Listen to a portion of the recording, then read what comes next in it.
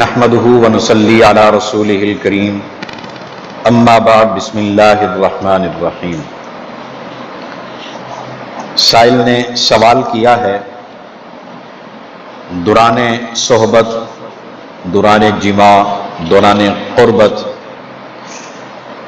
میاں بیوی جب ہم بستر ہوں تو دوران ہم بستری اگر مرد اپنے ذکر پر یعنی اپنی چھوٹی شرمگاہ پر، اپنے نفس پر کوئی تھیلی وغیرہ چڑھا لیتا ہے جسے ہمارے عرف میں کنڈوم کہا جاتا ہے، تو کیا اس کے چڑھانے سے اگر ہم بستری کی گئی ہے، عورت کے ساتھ جماع کیا گیا ہے، صحبت کی گئی ہے، تو اس صورت میں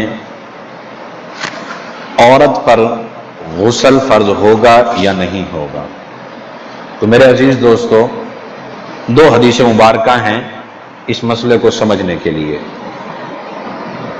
نمبر ایک تو یہ اصول ذہن میں رکھیں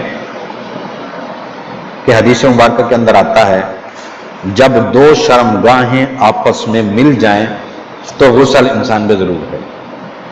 جب دو شرمگاہیں آپس میں مل جائیں تو دونوں پہ غسل واجب ہو جاتا ہے، فرض ہو جاتا ہے۔ اب دوسری حدیث مبارکہ کے اندر آتا ہے، پیغمبر علیہ الصلوۃ والسلام نے فرمایا جب آدمی اپنی بیوی کی چار شاخوں میں بیٹھ کر کوشش کرتا ہے، یعنی جماع کی غرض سے اپنی بیوی کے قریب آتا ہے اور اس میں کوشش کرتا ہے، تو ایسی صورت میں دونوں پر غسل واجب ہو جاتا ہے۔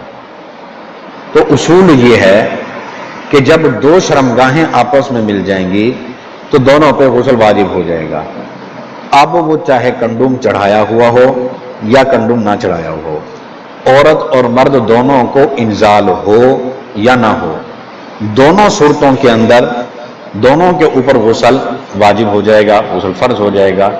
اس لیے یہ مسئلہ خوب سمجھ لیں کہ کنڈوم چڑھا کر اگر مرد نے عورت کے ساتھ ہم بستری کی ہے تو عورت پر غسل واجب ہے، غسل فرض ہے، مرد پر بھی غسل واجب اور فرض ہے۔ اس لیے جیسے ہی اپنے اس عمل سے فارغ ہوں فوری طور پر دونوں غسل کر لیں۔ وما علینا الا البلاغ۔